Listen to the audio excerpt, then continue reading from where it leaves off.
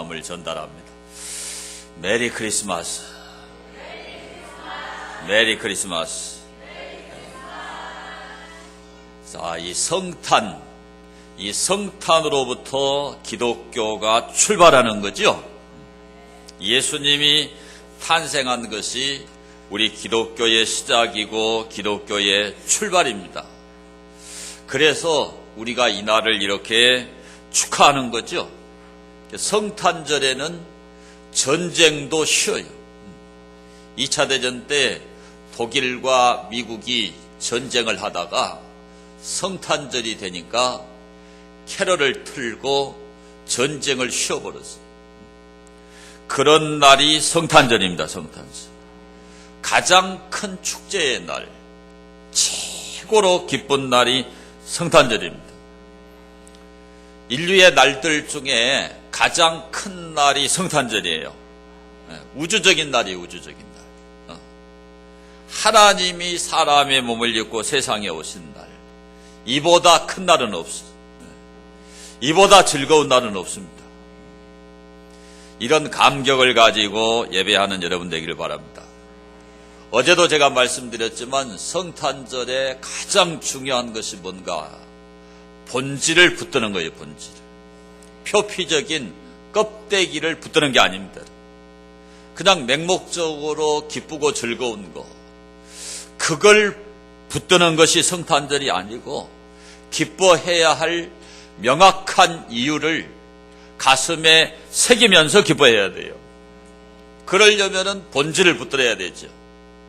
그래서 오늘 이 말씀을 통해서 이 성탄의 본질적인 의미가 무엇인가 간략하게 세 가지만 생각하려고 합니다.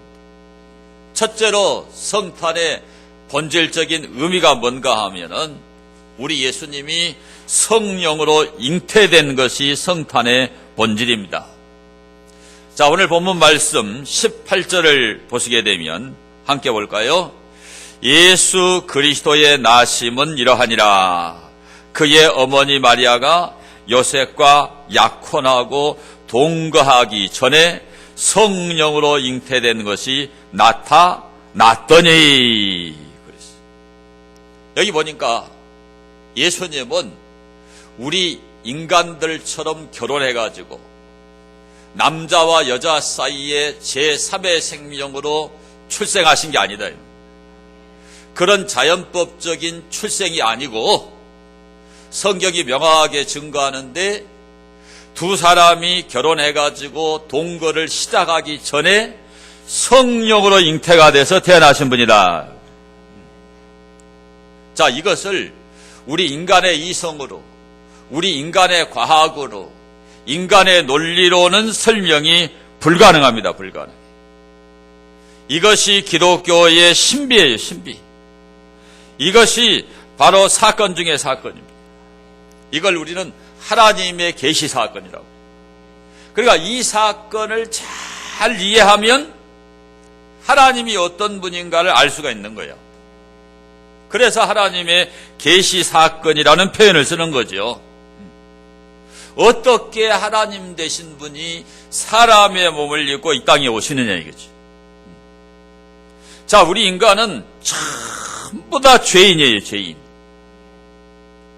그런데 이 죄인을 구원하셔야 되는데 사람이 하나님을 이해한다는 것은 무진장하게 어려운 일이에요. 제가 수십 년 이렇게 설교를 해보지만 교회를 그렇게 오래 다녀도 그렇게 제가 신관에 대해서 하나님에 대해서 설명해도 하나님을 정확하게 아시는 분들이 별로 없어요. 죄송하지만. 그렇게도 하나님을 모를까 싶을 정도로 설교자인 제가 너무너무 답답할 정도로 하나님을 몰라요. 그러니까 이 하나님 되신 분이 하나님을 알려줘야 되는데 우리 사람이 이해할 수 있는 방식으로 하나님을 알려줘야 돼. 그러니까 하나님 되신 분이 어떻게 오셔야 되느냐? 사람이 되셔서 오셔야 되는 거예요. 사람의 몸으로 오셔야 되는 거예요. 그래야 그 모습을 보고 하나님을 알 수가 있는 거예요. 그래서 신격을 가진 하나님이 인격을 입으시고 자기 비하를 통해서 이 땅에 이렇게 오신 겁니다, 여러분. 그래가지고 그 사람의 모습 속에서 하나님의 모습을 보여주신 거예요. 하나님 되신 그분이 직접 이 세상에 오신 겁니다. 그걸 우리가 성육신이라고 그래요. 성육신. 우리 육신을 이루어서 이 땅에 오셨던 거예요. 이걸 도성인신이라고 그래요. 이 세상 가운데 사람의 몸을 입고 오신 거예요, 여러분. 이 부분을 사람들은 잘 이해를 못해요, 여러분. 그런데 오늘 이 말씀을 우리가 잘 들여다보면 이게 이해가 됩니다. 자, 요셉과 마리아는 약혼을 했습니다, 약혼. 이스라엘은 약혼이라고 안 하고 정혼이라고 그래, 정혼. 정에 접어들었다 이거예요. 파혼이 불가능합니다. 그래서 옛날 성경은 정혼이라고 그랬는데 지금 개역 개정판에는 약혼이라고 되어 있어요. 그런데 어느 날 갑자기 마리아의 몸에 아기가 생겨버린 거야. 근데 요셉과 마리아 사이에는 아무런 관계가 없었어요. 혼전 선교를 가진 적이 없어요. 그런데 아기가 생긴 거예요. 이게 청천벽력이죠, 이게. 목수라고 하는 그 신분은 아주 비천한 신분입니다. 그러니까 천신만고 끝에 너무 착한 여인 마리아를 얻어서 이제 결혼해야 되는데 아무런 일도 안 저질렀는데 아이가 생겼다고. 이걸 어떻게 우리가 알 수 있느냐? 이걸 알 수 있는 것은 요셉이 마리아를 끊어버리려고 그랬죠. 자, 거기에 18절과 19절을 함께 보겠습니다. 함께 읽습니다. 예수 그리스도의 나심은 이러하니라. 그의 어머니 마리아가 요셉과 약혼하고 동거하기 전에 성령으로 잉태된 것이 나타났더니 그의 남편 요셉은 의로운 사람이라. 그를 드러내지 아니하고 가만히 끊고자. 자, 이 말씀에서 여러분이 분명하게 발견하셔야 돼요. 요셉이 어떤 일을 저질렀으면 끊으려고 할까요? 책임지려고 할까요? 책임지려고 하죠. 정혼했으니까, 그렇죠? 그런데 왜 끊으려고 했을까요? 자기가 책임질 일을 했어요, 안 했어요? 안 했어요. 그런데 아이가 생겼으니까 이 세상 어느 남자가 그걸 인정하겠어요? 당연히 끊으려고 하죠. 끊으려고 했는데 그 일을 생각할 때 어떤 일이 벌어졌느냐? 자, 20절 보세요, 20절.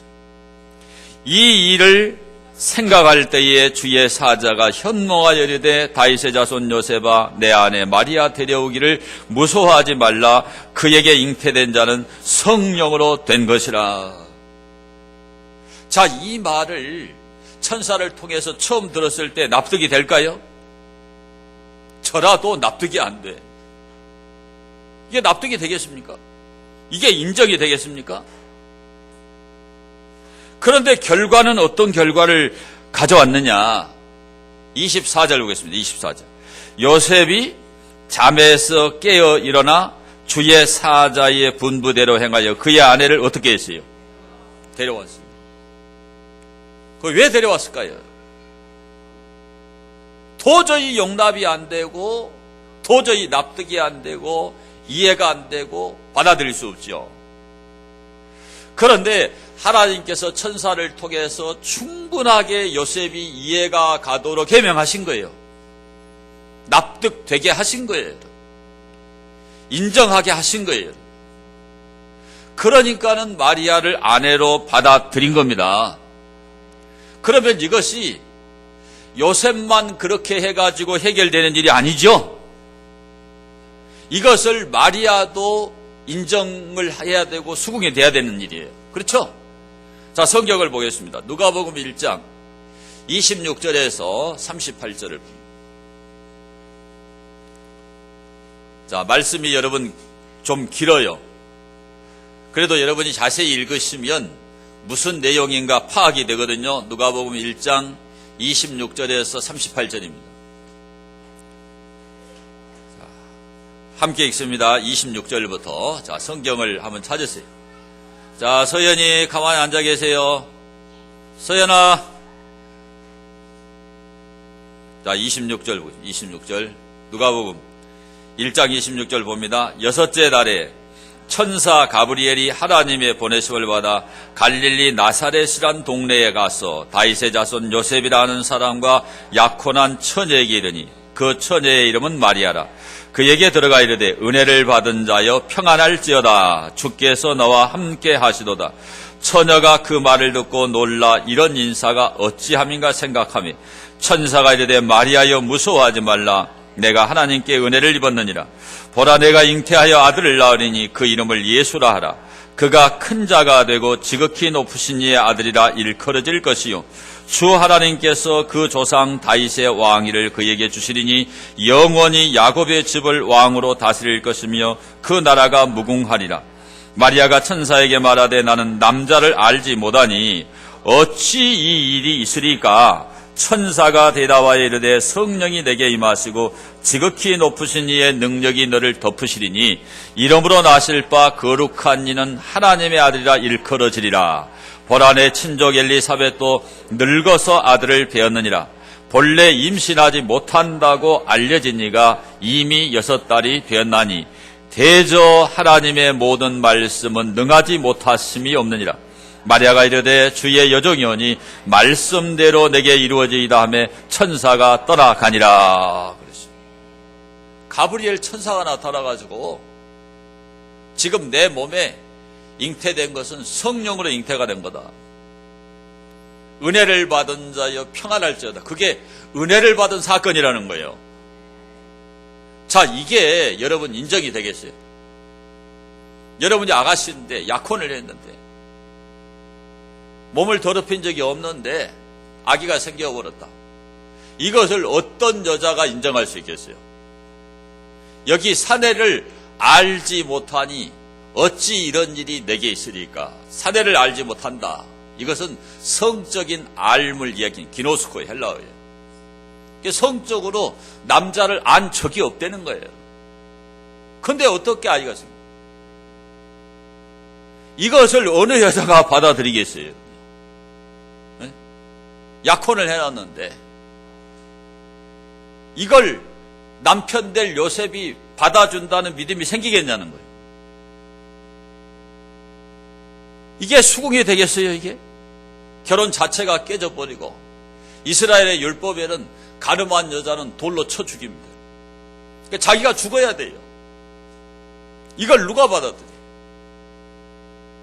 그런데 이것을 받아들이잖아요. 따라합시다. 주의 말씀대로 이루어지이다. 이걸 수용하고 수긍하고 받아들이는 거예요. 그러니까 도저히 이 결혼은 이루어지면 안 되고 깨져야 돼요. 그렇죠?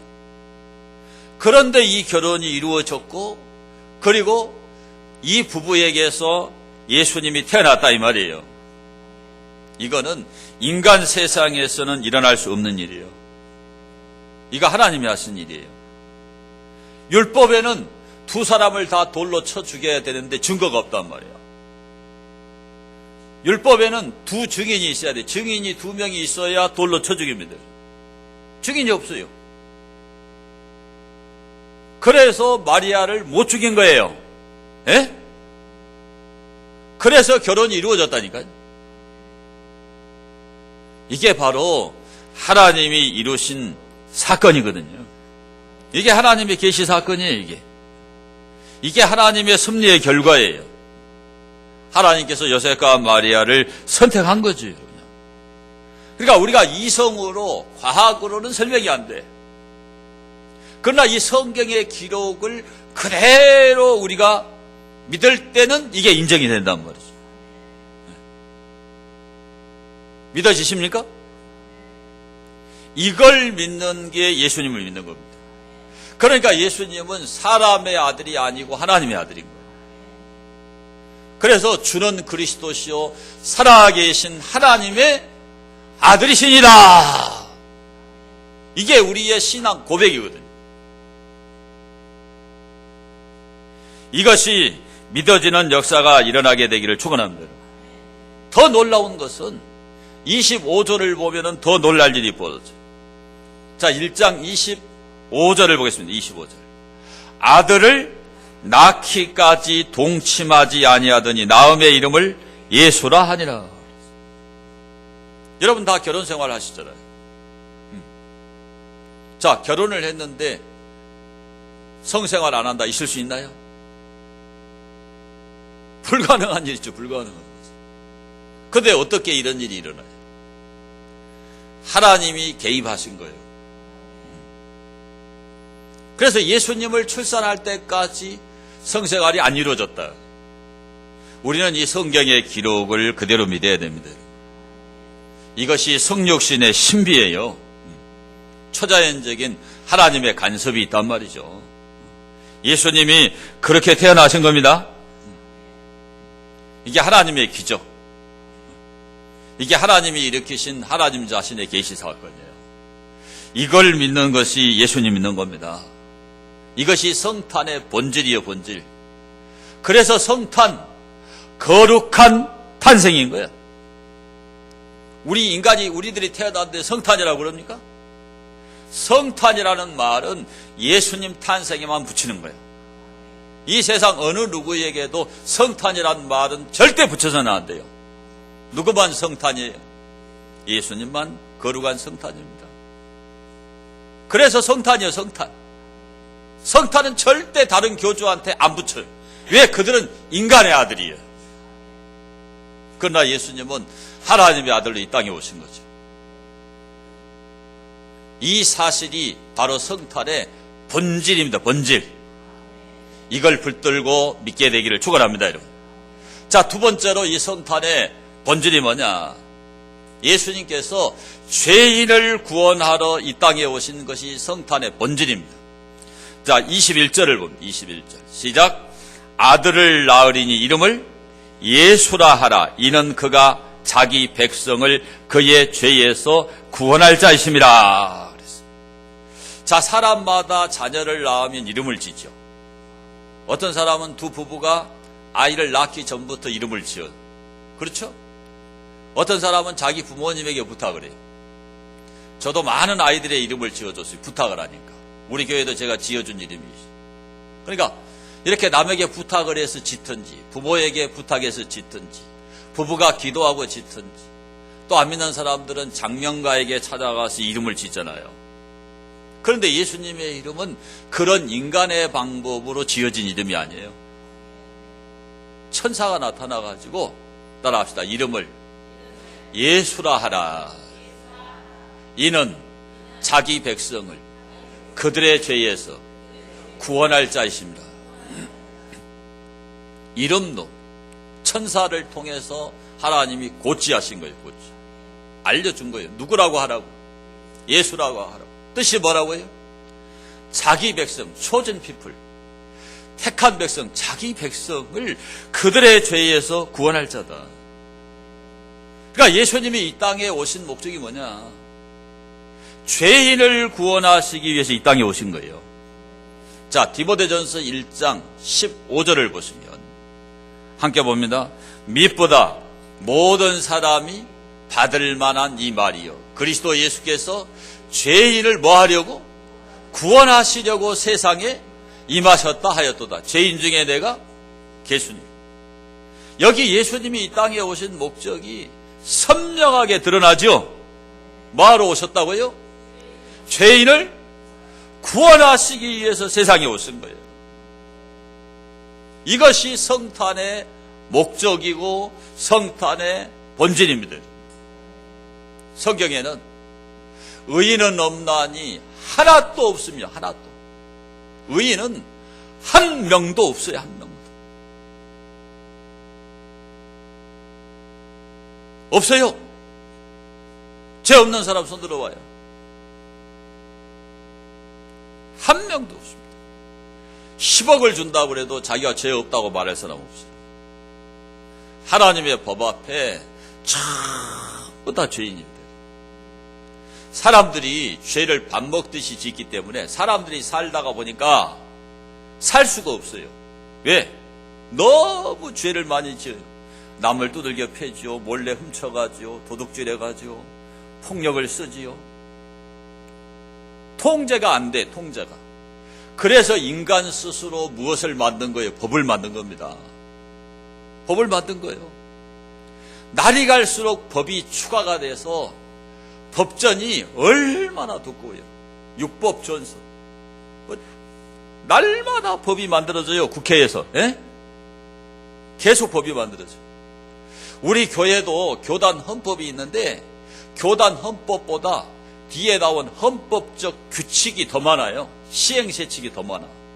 그 왜 그럽니까? 그 법을 시행하다 보니까 그 법을 이용하는 사람이 생겨. 그러다 보니까 그걸 방지해야 되니까 또 헌법적 규칙을 만들어야 돼. 그래도 또 그 법을 또 어겨요. 또 누가 시비를 또 걸어요. 그러니까 시행세칙을 만들어요. 그래서 계속 법전이 두꺼워지는 거예요. 자, 그렇게 해서 인간을 통제하는 그 법망이라고 하는 것은요, 얼마든지 빠져나가 버려요. 그래서 법미꾸라지가 나오고 법꾸라지가 나오고, 네. 탈법, 편법, 그 법을 자기에게 유리하도록 이용해 먹어요. 그 법망을 피해 나가는 사람이 너무나 많아요. 그리고 그 육법전세에 걸려서 벌을 받잖아요. 벌금을 내든지 감옥에 가든지 이렇게 합니다. 그러니까 법전에 있는 것은 처벌할 수가 있어요. 예? 그런데 이 법전에 없는 거, 눈에 안 보이는 거, 이것도 사람의 눈에 띄어가지고 목격자가 있어야 되고 또 증거가 있어야 되고 유류품이 있어야 되고 국과수에 가가지고 증거가 또 나와야 되고, 이게요 그냥 감옥에 못 집어넣어요. 국과수를 동원해도, 그렇게 많은 검사 또 수사관들을 동원해도 피해 나갑니다. 머리가 좋은 사람들은 더 수단과 방법을 가리지 않고 피해 나가는 거예요, 여러분. 그래서 하나님이 보실 때, 세상 법전을 위반한 건 아니지만 하나님이 보실 때 인간의 죄가 너무나 많아요. 제가 늘 여러분에게 얘기하는데, 여러분이 지은 죄 중에 가장 큰 죄, 가장 악한 죄를 누가 여러분 몰래 스마트폰으로 영상으로 찍어가지고 여기서 오늘 이렇게 틀어버리면 다음 주부터 교회 나오나요? 안 나옵니다. 못 나옵니다. 못 나와. 저도 마찬가지. 나라고 뭐 여러분하고 도토리 키재기지 무슨 뭔 차이가 그렇게 있겠어요. 우리 인간의 이 죄라는 거요, 사람한테 안 들켜서 법전에 없어서 여러분이 지금 안 잡힌 것이지, 그러니까 다 사람이 죄책감을 갖고 있어요. 자기 양심이 자기를 찔러대요. 정죄가 일어난단 말이에요. 그 죄의 문제를 누가 해결할 거예요, 여러분? 그 죄의 문제를 해결하시기 위해서 누가 오셨느냐? 예수님이 오십니다. 이 세상에서도 죄를 지면 죄값을 반드시 받아야 되죠. 벌금을 내든지 깜빵에 가서 살고 나오든지 그래야 출소가 되는 겁니다. 그래서 이 세상 감옥이라고 그러죠. 그런데 우리가 죽은 후에는 뭐가 있냐? 지옥이 있어요. 법망을 아무리 피했더라도, 사람 눈에 띄지 않았더라도 자기 죄를 다 가지고 있어요. 있어. 사람을 죽이고, 여기 그 나주에 그 노들강 여고생 17살짜리를 성폭행해가지고 10년 만에 걸렸잖아요. 10년 동안 다른 사람들이 몰랐잖아요. 근데 10년 만에 잡혀서 이번에 무기징역을 받잖아요.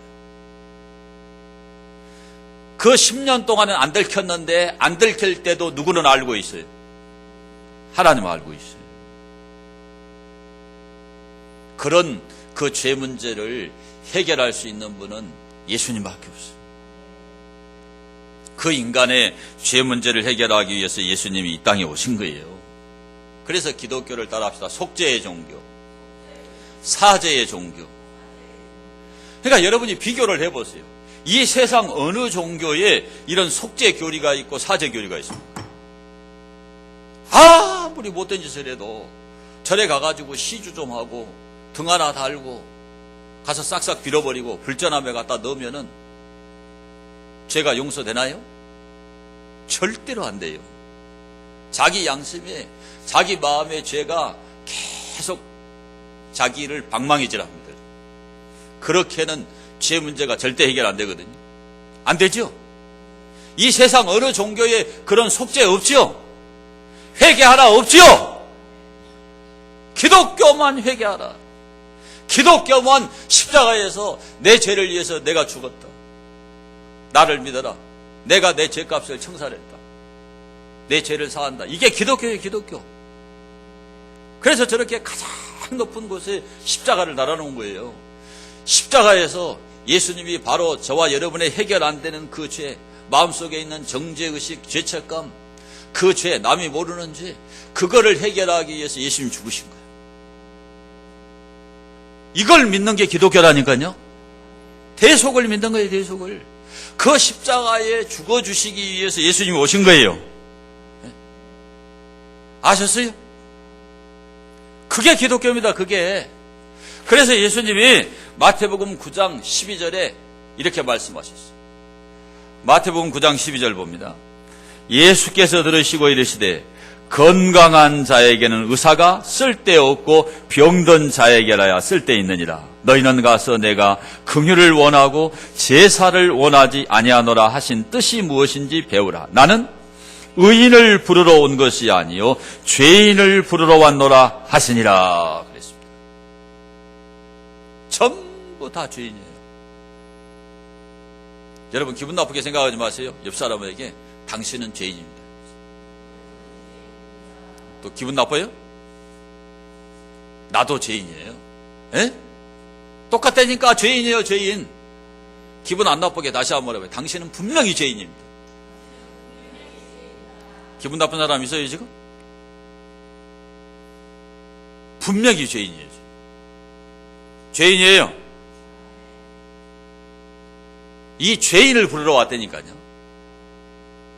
교회 다닌다 그래가지고 다 죄도 안 짓고 다 의인이면 얼마나 좋겠어요. 우리가 의인이 아니에요. 조금 착하고 덜 착하고 이게 도토리 기적이지. 이게요 별반 다를 게 없어. 제가 목회해보니까 상담해보면 다 죄인이에요. 다 죄인. 안 잡혀서 죄인이 아닌 사람도 많아요. 안 들켜서 죄인이 아닌 사람 많아요.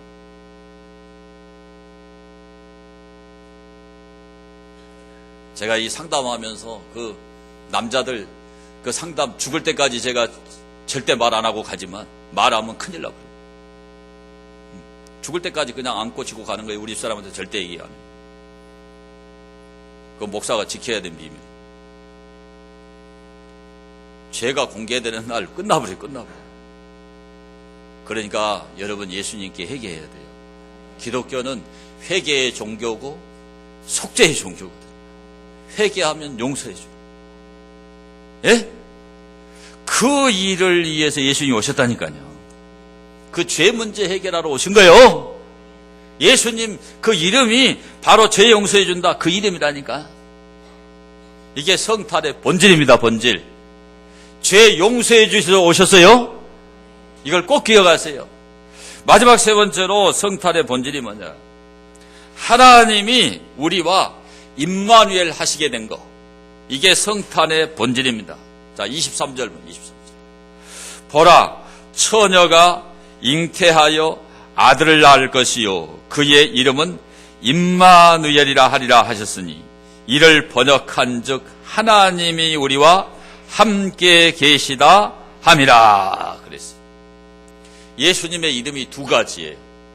첫 번째 이름은 아까 예수지, 예수. 그런데 예수님의 두 번째 이름이 뭐냐 따라합시다. 임마누엘.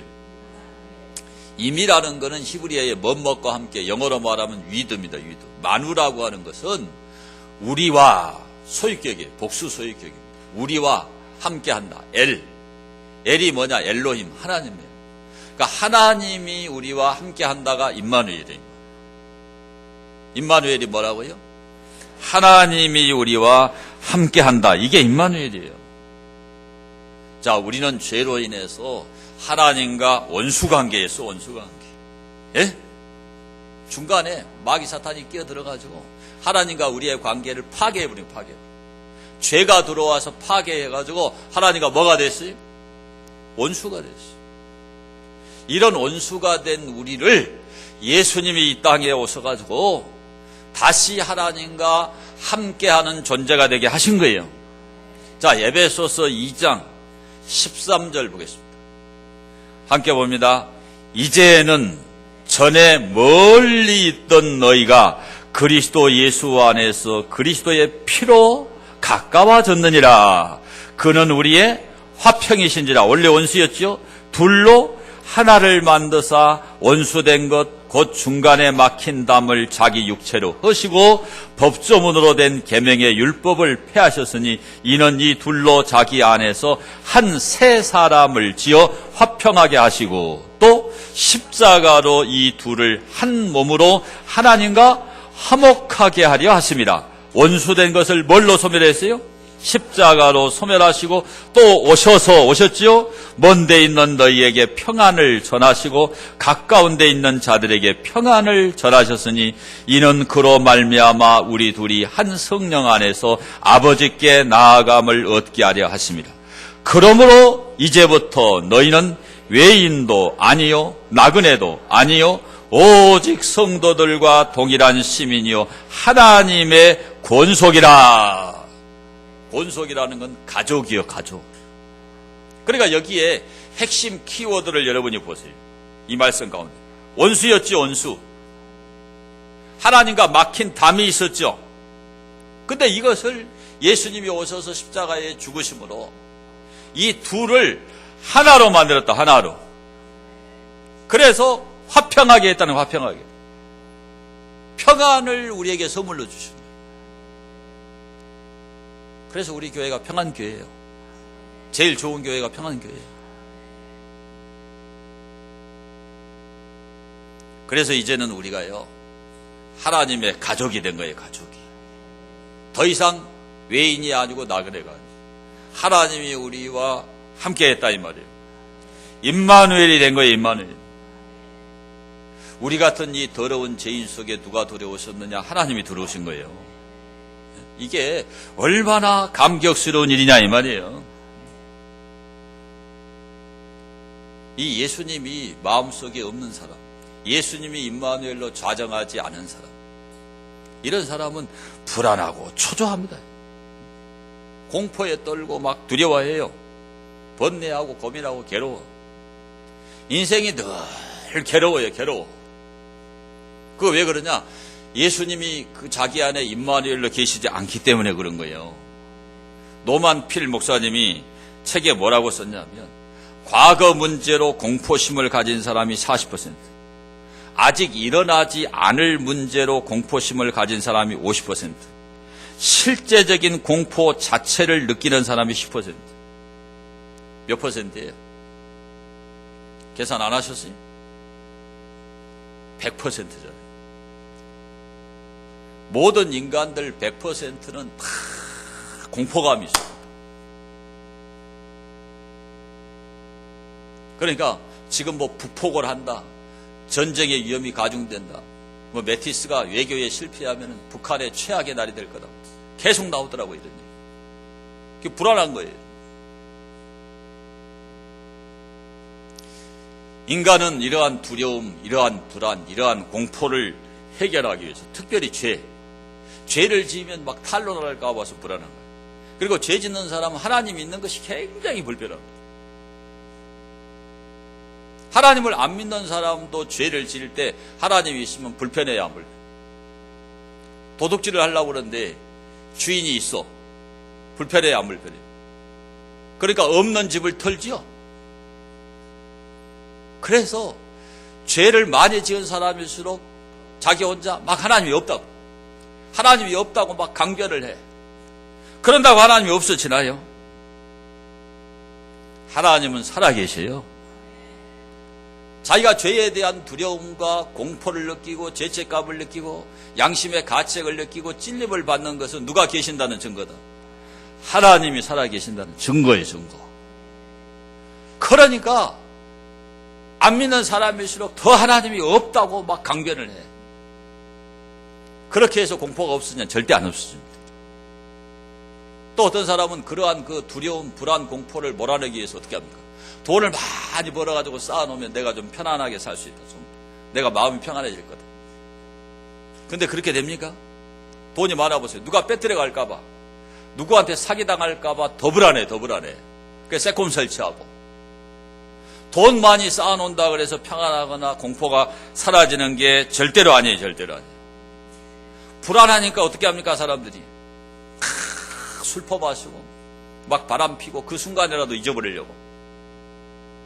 그렇게 해서 그 공포나 불안이 초조가 없어지느냐? 절대로 안 없어지지.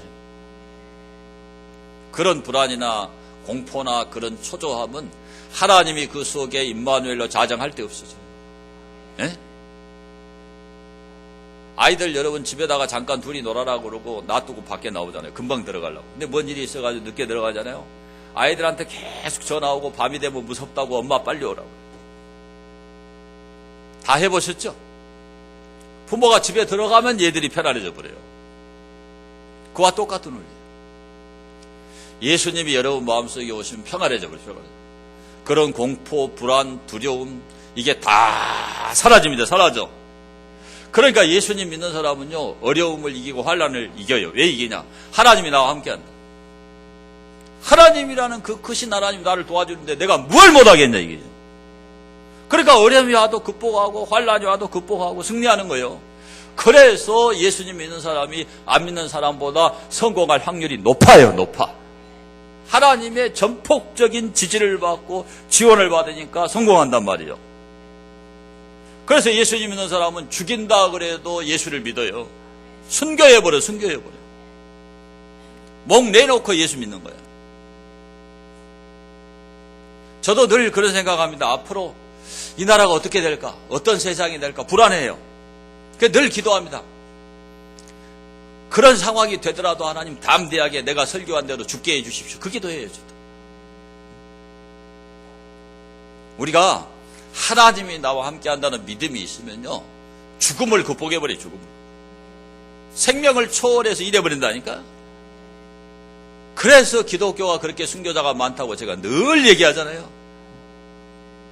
어떻게 여러분 6,600만 명이나 되는 사람이 순교를 할 수가 있습니까? 바보가 아닌 이상엔 예수 믿어야 됩니다. 바보 멍청이가 아닌 이상 예수 믿어야 돼요. 어떻게 인류의 역사 2000년 기독교 역사에 6,600만 명이 순교를 하냐고요. 공식적인 통계가 나와 있어요. 또 말합니다. 그 맥켈빈이 쓴 안 믿을 수 없는 예수라는 책에 나와 있다니까. 공식적인 통계입니다. 그 일이 어떻게 가능해요? 분명히 하나님이 살아계신 거예요. 하나님이 임마누엘로 함께 하신 거예요. 그러니까 자기 생명을 꺾어 바쳐서 믿음을 포기하지 않고 그냥 죽는 거예요. 그게 어떻게 가능해요? 하나님이 살아계시니까. 임마누엘로 그 순간에 그 영혼과 함께 하니까 가능한 일이지. 예수 믿어야 돼요. 이 성탄은 하나님 되신 분이 우리에게 임마누엘로 오신 거예요. 예수님이 우리 속에 오시면 어떻게 될까요? 마태복음 28장 20절 보겠습니다. 함께 봅니다. 내가 너희에게 분부한 모든 것을 가르쳐 지키게 하라. 볼지어다 내가 세상 끝날까지 너희와 항상 함께 있으리라 하시니라. 항상입니다. 항상. 어제만? 오늘만? 아니에요. 항상 우리와 함께 계십니다. 이걸 믿으니까 한번 예수님 만나면 죽을 때까지입니다. 그분이 영원히 우리와 함께 하신다. 자, 요한복음 13장 1절 보겠습니다. 요한복음 13장 1절. 함께 봅니다. 6월절 전에 예수께서 자기가 세상을 떠나 아버지께로 돌아가실 때가 이른 줄 아시고 세상에 있는 자기 사람들을 사랑하시되 끝까지 사랑하시니라. 기가 막힌 말씀이잖아요. 인간의 사랑은 변하는데 예수님이 한번 임마누엘로 우리 속에 오시면 자기 사람들, 초전 피플, 택한 백성 자기 사람들을 끝까지 사랑해. 끝까지 영원토록 사랑하신다. 그래서 성탄을 우리는 따라합시다. 임마누엘 성탄. 하나님이 우리와 함께하는 거예요. 이 하나님을 모시면 든든해요. 든든해. 담대해. 흔들리질 않아요. 어떤 것도 다 이겨버려요. 그러니까 어려움이 오잖아요. 그냥 눈 찌끔 갖고 이겨버려요. 기도하고 이겨버려요. 왜? 하나님의 임마누엘과 함께 계시니까. 신앙이라고 하는 것이 여러분 삶과 생활에 적용이 되시기를 바랍니다. 교회 다니는 게 아니에요. 그 껍데기예요, 껍데기. 그 지옥 가버려요. 하나님이 내 삶에 계셔야 돼요. 내 생활에 계셔야 돼요. 내 생활 습관에, 내 언어에 계셔야 된다. 그 임마누엘을 경험하는 여러분 되기를 축원합니다. 오늘 성탄의 본질적 의미 세 가지를 생각했어요. 첫째가 뭐였어요? 예수님이 성령으로 잉태된 것이 성탄의 본질입니다. 본질. 신격이 인격으로 비화돼서 오셔서 나를 구원하신 거예요. 본질입니다. 본질. 두 번째는 뭐예요? 예수님이 죄인을 구원하시기 위해서 이 땅에 오신 게 성탄의 본질이에요. 우리 인간은 죄 문제 해결 못해요. 이 죄의 문제를 예수님만 해결하는 거예요. 기독교는 속죄의 종교, 사죄의 종교예요. 마지막 세 번째로 성탄의 본질이 뭡니까? 하나님이 우리와 임마누엘 하신 거, 이게 본질이에요. 이 임마누엘 하나님을 모시고 사는 여러분 되기를 축원합니다. 받은 말씀을 생각하면서 우리 통성으로 하나님 앞에 간절하게 기도합니다. 정말 여러분 표피적인 껍데기, 맹목적인 기쁨 이런 게 성탄의 본질이 아니에요. 예? 행사하는 게 본질이 아니에요. 그 행사 속에도 다 예수님이 들어가 있잖아요. 막 뽕짝 같은 거 듣고 여러분 막 좋아하는데 그 메시지를 들어야 돼요. 왕이 나셨도다. 그 왕이 예수님이에요. 그냥 웃고 즐기자고 하는 게 아니에요. 본질을 알아야 돼요. 본질. 통성으로 기도.